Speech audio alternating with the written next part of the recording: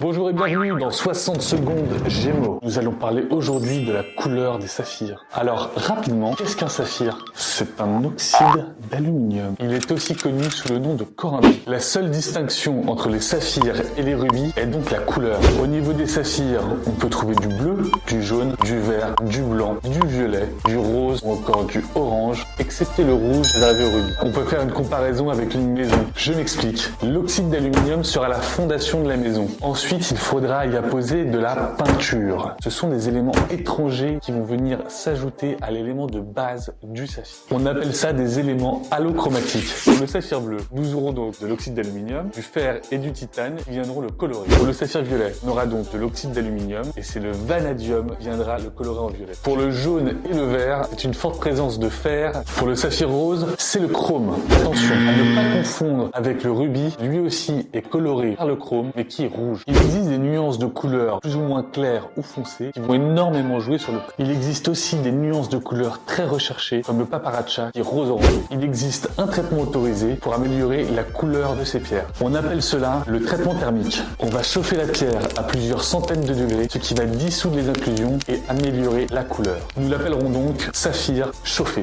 N'oubliez pas de mettre un petit pouce si vous avez aimé et à bientôt pour 60 secondes Gémeaux.